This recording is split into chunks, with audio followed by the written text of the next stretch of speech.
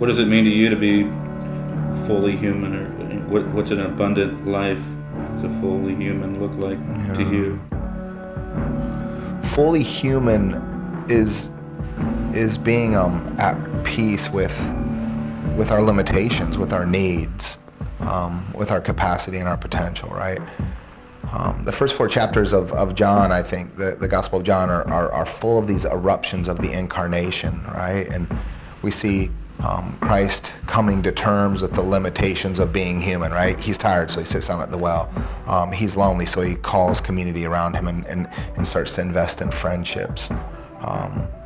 I think to be fully human is to be confessional about our inadequacies and our hollow spaces. I also think to be fully human means to celebrate what's good about being us, like to love the divine imprint of God, and to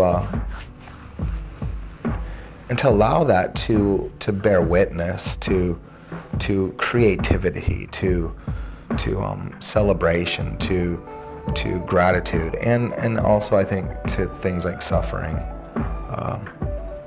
If we look at the creation narrative, there's sort of this void, there's this nothingness, and then we have the divine speaking, and in speaking, things are being called forth, things are being created out of nothing, and I think to be creative is to be human, but to be human is to bear the divine within us, and so I think it's great the more we sort of stumble forward in the acceptance and the comfortability of our humanity. I think for religious people it's hard. I think for religious people we're not honest with ourselves, that we want to be accepted for being human, and so we don't accept each other's humanity, and it perpetuates the cycle of fear that we have to dress up, that we have to act up, that we have to sort of speak with the right accent, say the right things, and it's not safe for anyone. You really believe there'll be a time when people won't mourn, or people that gotta crawl are actually gonna like leap, and that we can like chill and pet lions and stuff? You really believe that things are being made new, or is this just pay the rent? I think we are being drawn towards wholeness, and I think when you look at the world, things are getting worse. Like, we're finding more disgusting and cruel ways to exploit humanity and vulnerability and weakness, and I think we're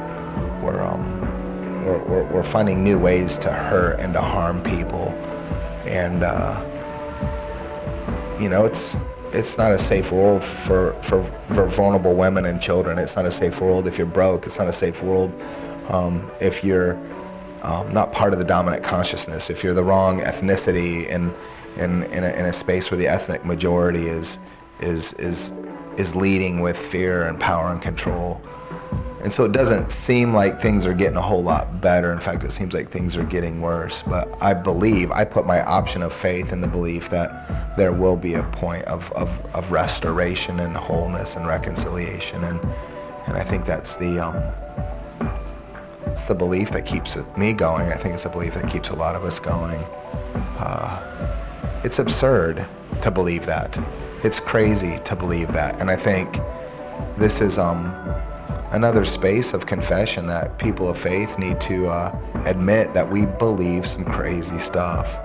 And that's why it's faith, right? My priest says, and others also say this, that the opposite of faith isn't doubt, the opposite of faith is certainty. And so I'm not certain that these things are possible, but I throw myself at the hope that the impossible will be realized.